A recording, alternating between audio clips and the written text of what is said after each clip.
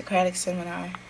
Purpose: to help students formulate questions that address issues in lieu of simply stating their opinions, to facilitate their own discussions and arrive at a new understanding. Students also have the responsibility of supporting their opinions and responses using specific textual evidence. For our Socratic seminar, there's a process that we have to go through. He won't start a Socratic seminar in like the first 4 chapters of the book because it's not going to work out. You need more details in the book.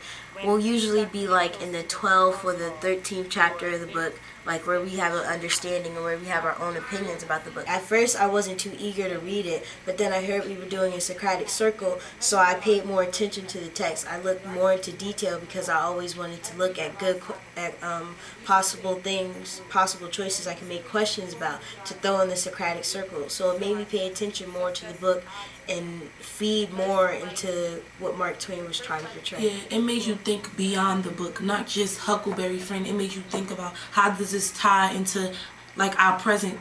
In the beginning of the year, in the first half of the year, I closely monitor and scaffold the Socratic seminar process. So we're walking in class and he'll have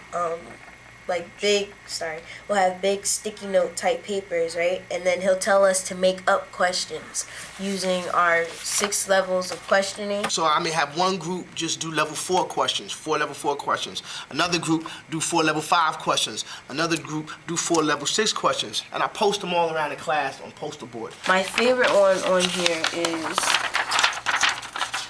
Mine is evaluating, that's level 5. Okay. My favorite question to ask on here, what could be done to minimize or maximize? And then I just go reels with it. Yesterday, only 2 people used the text in their responses, and I need more than that. Stop going from memory. Show and prove with the text. Ms. Simmons, you may begin the seminar. How was the text influenced by having a story told through the eyes of the main character, Huck Finn?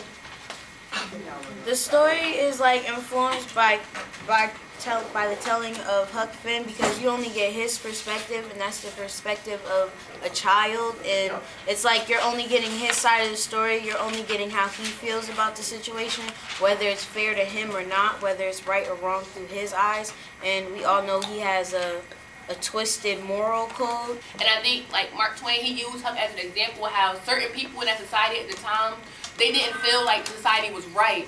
Compare and contrast society in Twain's time to today's society. I think society in Twain's time is basically revolved around nature, and today's time is like all about technology because that's how we like operate. Yeah. That's how we do everything now. Yeah, it's also Mark Twain was around 1884. This book was published. So it was about 2 decades after slavery was abolished. So there's a lot of conflict between white people and black people. So when you guys actually have this seminar, who runs it? The students. Students do, and also Dardell, but no, Dardell's like quiet in there. He doesn't say anything. Explain what are the students doing that is facilitating it, and what is Mr. Dowdell doing that's facilitating? So as we showed you in the example, a student will start, he'll pick one student to start it off, and they'll read one question. Then the rest of the 20 or 30 other kids will not jump in, but will listen and wait to answer that question. Dowdell is not sitting allowed there to observing. say, Yeah, he's not allowed to observing. say anything. He give us signals, like if we stay on a question too long, He'll give us this. he'll give us signals so we can like move on, go to a different question.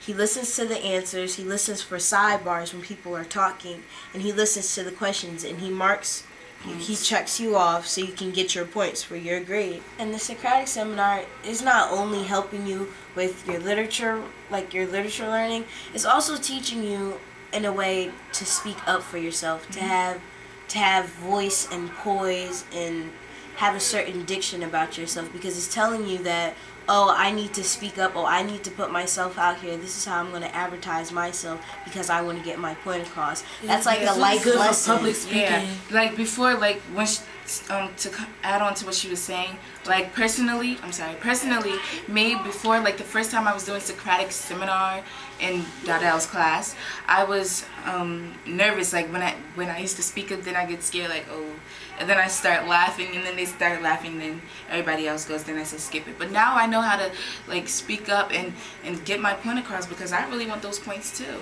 I'm not gonna like sit back and let everybody just go and get their points. I want it. It's like fight for your rights or something like that. But if everybody trying to get in and try to ask their question, then it's not going to be organized. It's not going to be working right. See, like the first time we did a Socratic seminar, it was all rambunctious. Everybody's trying to get their question in because nobody was really used to it. But after the second time, we calmed down. Our questions started getting flowing easy. And then this is the third time we did a Socratic seminar, so it was much easier. Okay. Can you predict the outcome if Huck was raised with two parents? Huck wouldn't be as rebellious as he was. He would have been probably more like, he would have grew up as a child. I think, well, it depends. Like, his parents was, like, his mother was gone, his father was a drunk, but like it was said yesterday, they probably wouldn't have the problems they was going through then. So there would be a perfect family. Put in your own words the relationship between Huck and nature. How can nature appear related? We see a connection with nature a lot. But you look at him, nature is not only the place where he rests and he finds freedom. You see him even to grab like the genie's lamp or to smoke or whatever he does, he goes to the forest. If you had placed Miss Watson in Will Douglas' shoes, what could have done differently to make Huck more civilized? This is my third year.